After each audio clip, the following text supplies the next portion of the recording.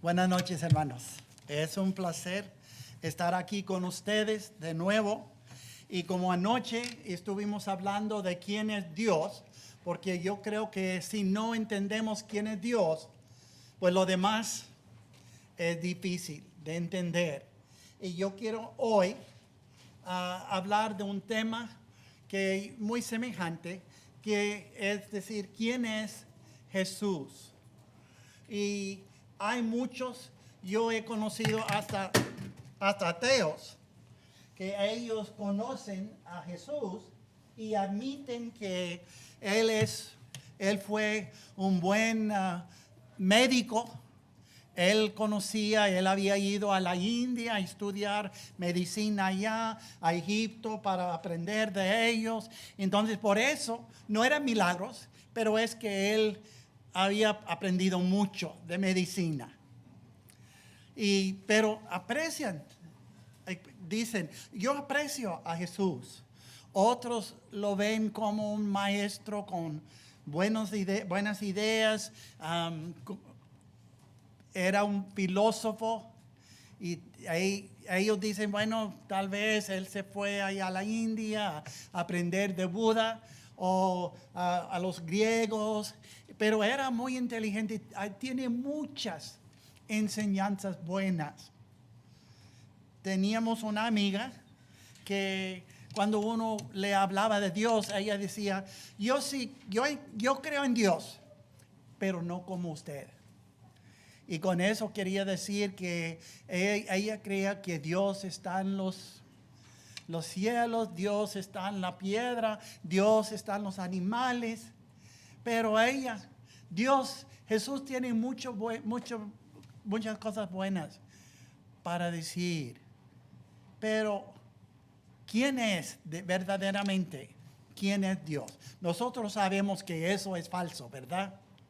Pero yo creo que es importante para que nosotros también vemos y más bien que podemos recordar quién es este Dios, este Jesús. Y quiero que ustedes se van primero a Isaías capítulo 9. Isaías capítulo 9, el verso 6. Y recuerda que en esta profecía, ¿qué dice? Porque un niño nos es nacido, hijo nos es dado, el principado sobre su hombro. Él se llamará su nombre admirable, consejero, Dios fuerte, Padre eterno, príncipe de paz. Dice que un niño nos es nacido. Bueno, vamos a hablar al ratico de todos los títulos, los nombres que encontramos aquí.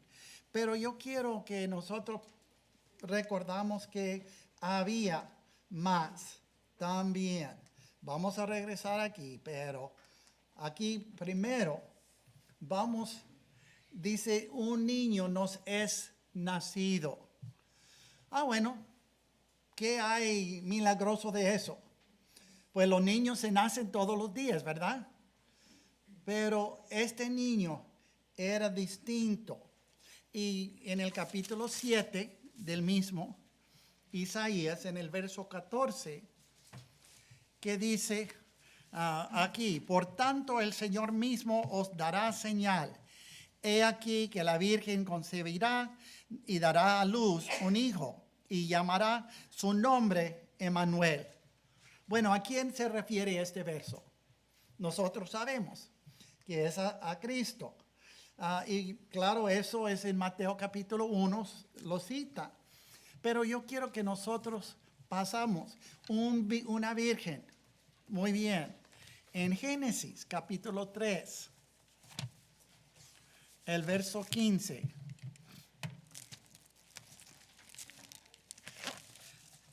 3:15.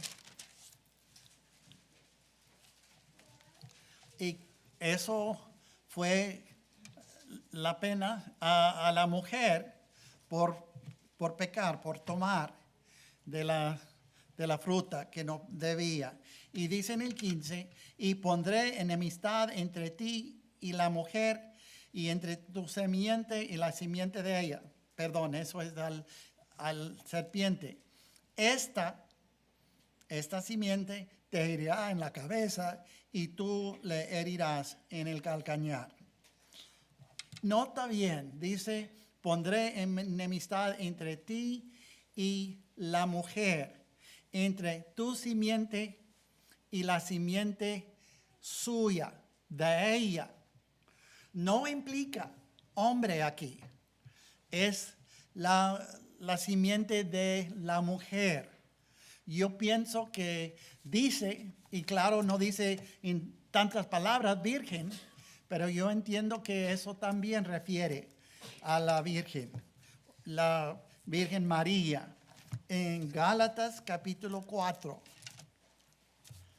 Y aquí, en el capítulo 4, encontramos otra vez una profecía del mismo, de la venida de Cristo. A ver, en el verso 4 dice, pero cuando vino el cumplimiento del tiempo, Dios envió a su Hijo. Bueno, eso no sabemos que es Jesucristo, ¿verdad? Nacido de mujer y nacido bajo la ley. Ahora pregunto, ¿de quién son nacidos cada ser humano? ¿Del hombre o de la mujer? Obvio, ¿verdad? Es la mujer. A pesar de que algunos dicen que el hombre se puede, sabemos que no es cierto. Pero es interesante que esta palabra que se usa aquí, nacido, no se usa algunas cuantas veces en el Nuevo Testamento, pero nunca es traducido nacido. Es traducido a ser, es traducido a dar, pero no es traducido a nacer. Y una mujer que tiene un niño, pues eso es natural, eso es normal. Pero yo creo que más bien el texto aquí, y hay algunos textos, el King James Version lo traduce hecho por la mujer, que yo no puedo decir que así es con 100%, pero yo entiendo que eso es otra referencia al nacimiento de un hombre, de Cristo, y no de cualquier mujer, no de hombre y mujer, sino más bien de la mujer, de la Virgen. Entonces, eso fue la profecía que vendrá, nacido de una virgen.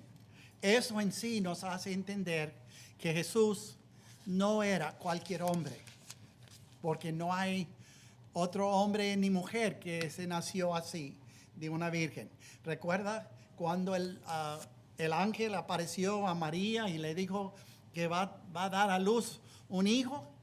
Y ella era virgen. ¿Y qué fue la respuesta de ella? ¿Cómo puede ser? No es posible. Eso no pasa así. Entonces, el nacimiento fue algo milagroso. Y ahora quiero, si quiere, ir de nuevo al capítulo 9, hablando de este niño, y nos dice el principado sobre su hombro. Él será el rey y se llamará su nombre admirable. En inglés es traducido wonderful. Y yo creo que eso es la idea. Y si nota ahí, yo tengo una coma ahí, admirable coma, consejero, y luego coma. En algunas traducciones es así, en otros es admirable consejero. Bueno, ¿cuál es de los dos? ¿Quién sabe? Porque las comas no existían en el texto griego. Entonces, eso pusieron los traductores. No cambia porque Jesús de verdad es admirable. Él era un hombre, pues no había otro, no habrá otro como él. Consejero, pues hay muchos consejeros hoy en día, ¿verdad? Tenemos consejero para el carro, para eso, para el otro, para tengo problemas con mi novio, mi novia, consejero, consejero, consejero, consejero. Pero estos hombres, su consejo muchas veces no sirve y de verdad está mal. Y no sé si ustedes escuchan, pero uno de los AI, uno de ellos estaba dando consejo a jóvenes que se suicida. Y uno en particular, un joven de unos 15 años, le preguntó, pues yo pienso que voy a poner el cordal allí para a ver si alguien me pregunta, me habla de eso.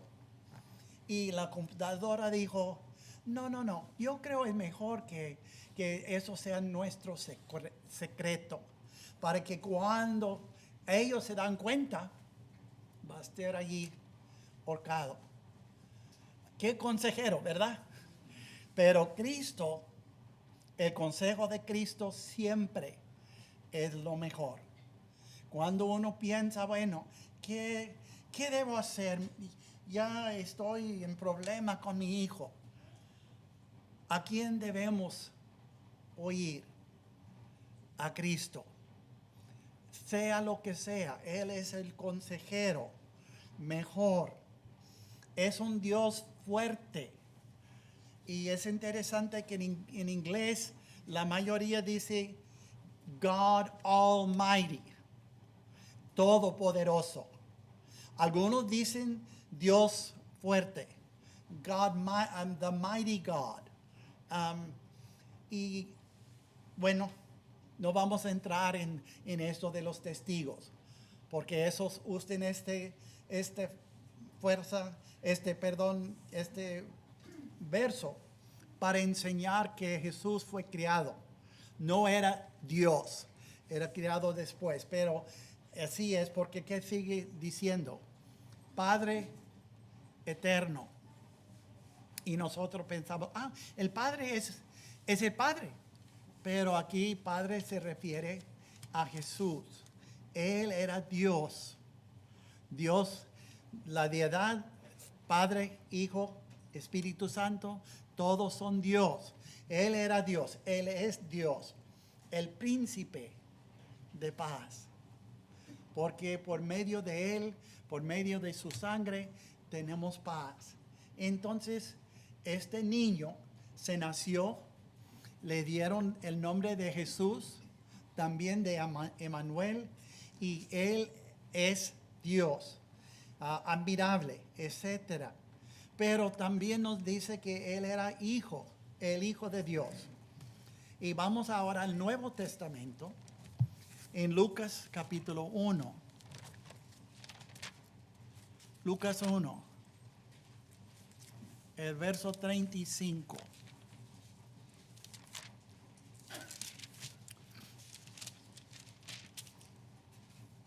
En el verso 35 dice, respondiendo el ángel, le dijo, el Espíritu Santo vendrá sobre ti y el poder del Altísimo te cubrirá con su sombra, por lo cual también el santo ser que nacerá será llamado Hijo de Dios. Cristo iba a ser Hijo de Dios. En Juan 3, y todo el mundo puede citar Juan 3:16. Y vamos a leer este verso, pero vamos a abarcar un poquito más del capítulo 3, el verso 16. Y dice aquí, porque de tal manera amó Dios al mundo que ha dado a su Hijo unigénito, para que todo aquel que en Él cree no se pierda, mas tenga vida eterna. Bueno, yo quiero notar aquí su Hijo unigénito. Eso obviamente se refiere a Cristo. Porque dice, porque no envió Dios a su Hijo otra vez al mundo para condenar al mundo, sino para que el mundo sea salvo por él, por su sangre. El que en él cree no es condenado, pero el que no cree ya ha sido condenado porque no ha creído en el nombre de ¿quién? Del unigénito Hijo de Dios. Entonces vemos claramente que Jesús era el Hijo de Dios. No era un hombre, no era un hombre muy inteligente, era Dios en la carne. En capítulo 4 de Mateo, el verso 3. Y nota que aún el diablo notó que él era el Hijo de Dios. En el verso 4 él respondió y dijo, escrito está, el verso 3, y vino a él el tentador y le dijo, si eres hijo de Dios, di que estas piedras se convierten en pan. Aquí lo hace como si eres, pero él sabía. Y una ocasión, una de varias, en el capítulo 8, el verso 9, Dios llega a un lugar y hay un hombre poseído por demonios. En el verso 29 dice, y los demonios clamaron diciendo, ¿qué tienes con nosotros, Jesús, Hijo de Dios? ¿Has venido acá para atormentarnos antes de tiempo? Y podíamos llegar a eso, hablar de eso, ¿verdad? De antes del tiempo, etcétera. Pero lo que quiero decir es que aun los diablos, ellos entendieron, ellos lo reconocieron. Y en más de una ocasión, ellos lo entendieron. En Hechos, en el libro de Hechos, capítulo 8, el verso 37. ¿Qué fue la confesión que hizo este hombre? En el verso 37, Felipe dijo, si crees de todo corazón, bien puedes. ¿Y qué dice? Y respondiendo, dijo, creo que Jesucristo es el Hijo de Dios. Nosotros como cristianos debemos hacer esta confesión. Yo creo que Jesús es el Hijo de Dios. Y en primera a Timoteo, capítulo 3.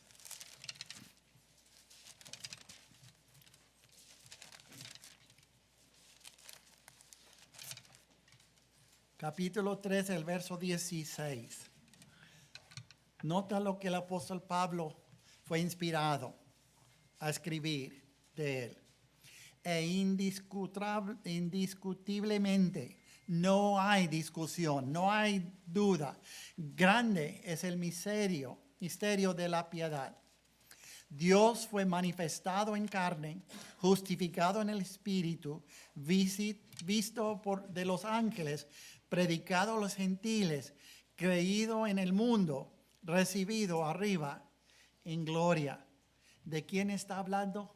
De Jesús. Entonces Él fue Dios en la carne. Y este Jesús, Él es el que murió por ti. Y hermanos, yo creo que eso es muy importante para nosotros, por cada uno de nosotros, recordar, Jesús murió por mí y por ti. Y yo creo uno de los problemas que algunos cristianos tienen es que se han olvidado eso. Ellos no ven, ellos no entienden. Y tal vez si uno le pregunta, pues, ¿has pecado? Claro. Y la paga del pecado es la muerte. Pero en su corazón no piensan que han pecado. unos años atrás estuve estudiando con un hombre, amigo de una hermana, y fiel. Pues cada semana, yo creo que fue el día jueves, estudiemos. Y él siempre, sí, yo entiendo, sí, qué bien. Y durante 7 semanas, 8, que estuvimos estudiando. Y él de acuerdo con todo, hasta que pasó a veces porque vio algo que yo no iba a abarcar con él, pero él me dijo, y era cierto. Entonces, por fin lleguemos a eso del pecado. Y leímos de Romanos 3:23, dice, por cuanto todos pecaron. Y él me dijo, sinceramente, yo no he pecado. ¿Y qué puede uno decir a tal persona? Si no ha pecado, ¿necesita salvación? No, porque salvación es por los pecadores, no por los niños, no por los infantes, es por los adultos y los jóvenes que han pecado. Y si recuerdan allí en Romanos capítulo 5, verso 6,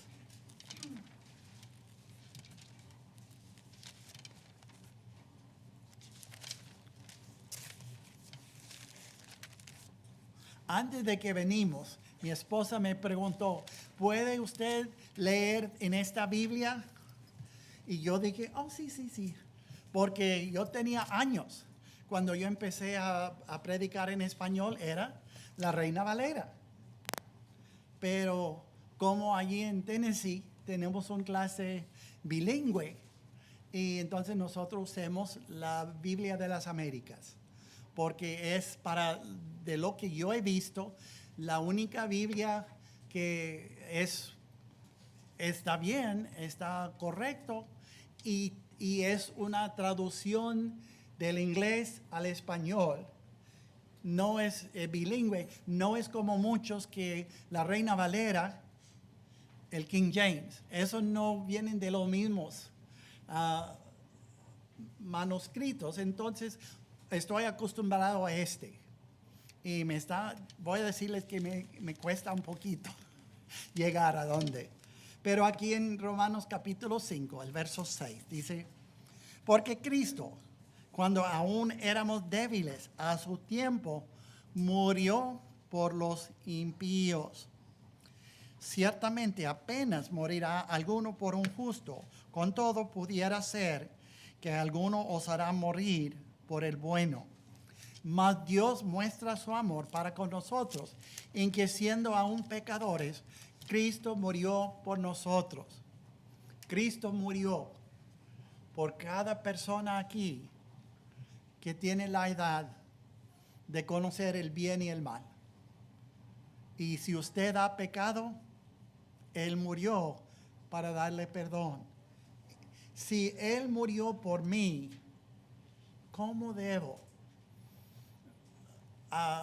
¿qué debo hacer por Él?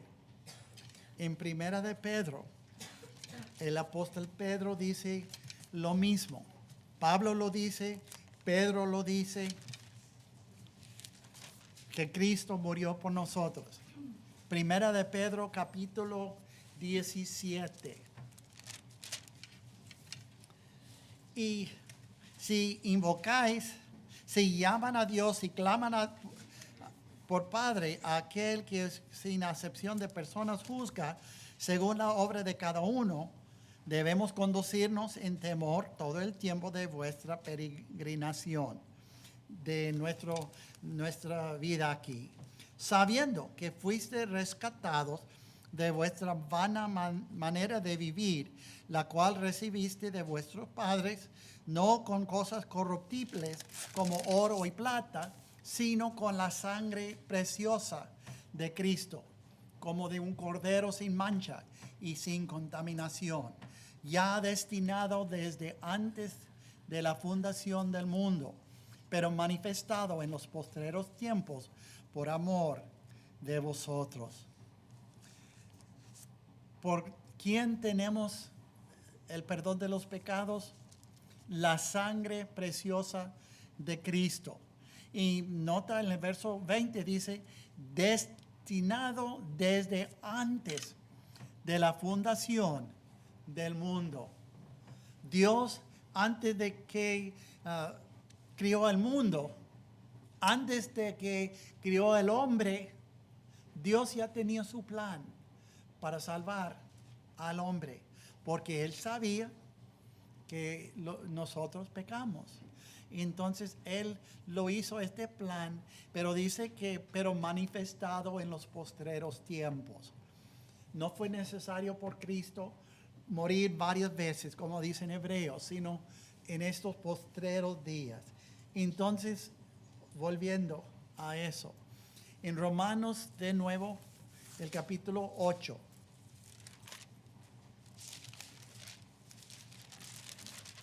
Romanos 8, el verso 34. Hablando de a nosotros los cristianos, bueno, vamos a empezar en el verso 31. ¿Qué pues diremos a esto? Si Dios es por nosotros, ¿quién contra nosotros? Y obviamente nadie de importancia. Él que no escatimonia a su propio Hijo, sino que le entregó por todos nosotros, ¿cómo no nos dará también con Él todas las cosas? ¿Quién acusará a los escogidos de Dios? Pues Dios es el que justifica. ¿Quién va a quién acusar a los? Pues Dios es el que nos justifica. ¿Quién es el que condenará? No es Jesús, no es Cristo. Cristo es el que murió, más aún el que también resucitó, el que además está a la diestra de Dios, el que también intercede por nosotros. Podemos pensar que Cristo, por un lado, es el abogado que está en nuestra contra. Pero ¿qué dice aquí? Más bien, Él es nuestro abogado de defensa. Él está allí con nosotros, murió por nosotros, resucitó por nosotros, está a la diestra de Dios también por nosotros. Si Cristo murió por nosotros, ¿cómo debemos pensar y cómo debemos reaccionar? Y yo quiero que nosotros pasemos a 2 de Corintios. 2 de Corintios, ahora capítulo 5 y el verso 14.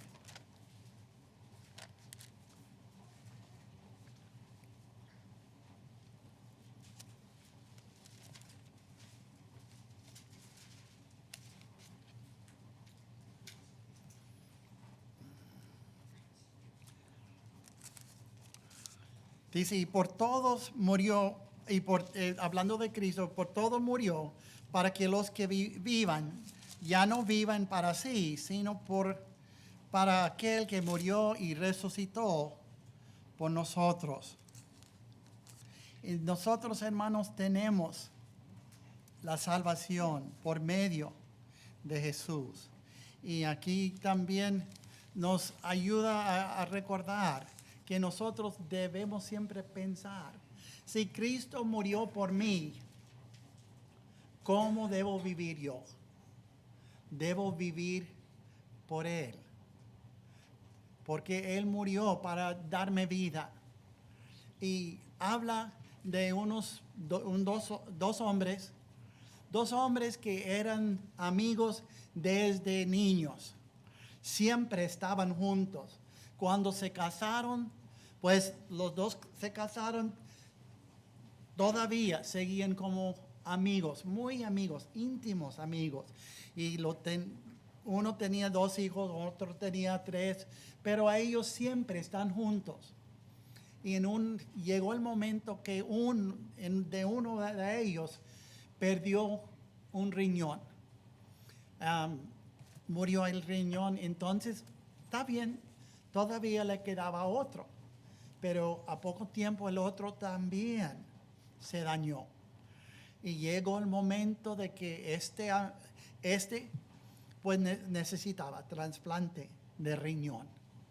Pues claro, el primero que fue a ser visto para ver si él podía dar a su amigo fue este amigo desde su juventud.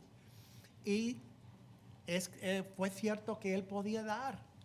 Entonces, él no pensó, a ver, qué el dolor que tengo, qué voy a hacer, yo no sé. Y no iba más para allá y para acá. Pues no, luego, no, yo quiero dar a mi amigo. Y no sé eso de persona, pero dicen que lo que hacen es que tienen 2 doctores en 2 salas de operación. Y uno está con el enfermo y le preparan, quitan el riñón, tiene todo listo. Y en el otro lado, el otro médico quita el riñón de para llevar a implantarlo. Y normalmente el riesgo, el peligro está con el que recibe. El que dona, nada.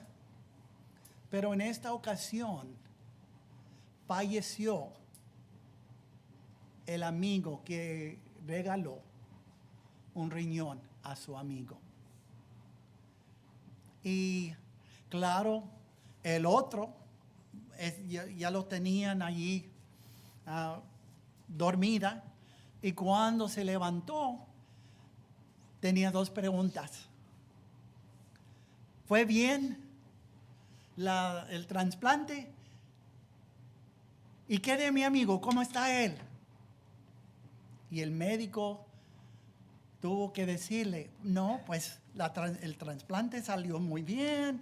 Yo creo que usted pues puede vivir una vida larga, pero lamento decirle que su amigo falleció. Y piensa en la mente de que su amigo murió para que él podía vivir. ¿Y qué piensan? Pues ya un día después llega la esposa del otro, la viuda, ya, y para saber cómo está él, etcétera.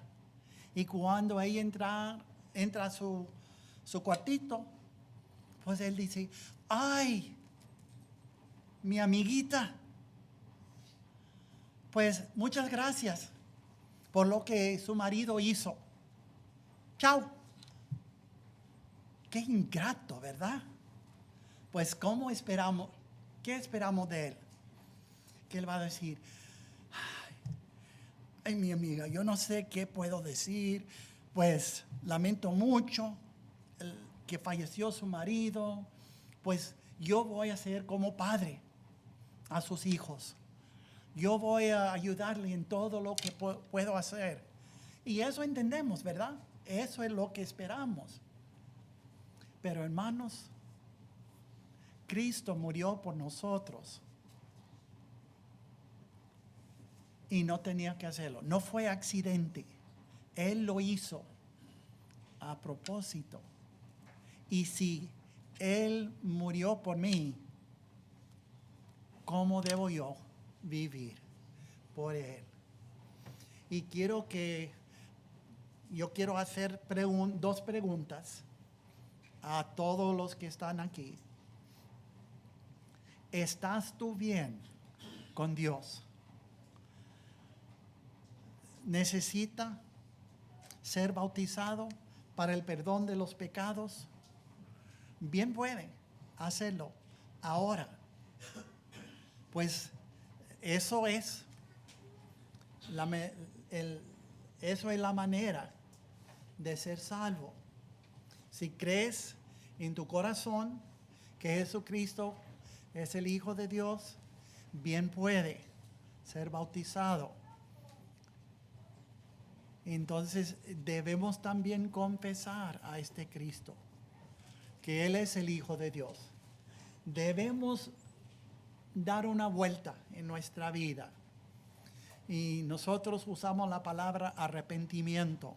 Y lo que eso quiere decir es dar una vuelta, 180 grados. Como yo iba así, de esta manera, en las cosas del mundo, y yo no era muy malo. Yo soy buen muchacho, pero aún los buenos muchachos se han pecado, o muchachas. Y necesito ser bautizado para el perdón de los pecados. Lo pueden hacer hoy. Y déjame decirle, mañana no tenemos seguro. O si usted no es, si es cristiano, estaba viviendo como cristiano, pero ya tiene tiempo que se ha apartado del Señor. Y a veces, hermanos, piensan y me han dicho, no, hermano, yo he vivido tan malo que Dios no me puede perdonar. Dios perdonó al apóstol Pablo. Y lo que yo pregunto a ellos, entonces, ¿usted acaso ha matado a una persona? No, claro que no. ¿Y no ha matado a nadie solamente por ser cristiano? No, claro. El apóstol Pablo sí, y fue perdonado.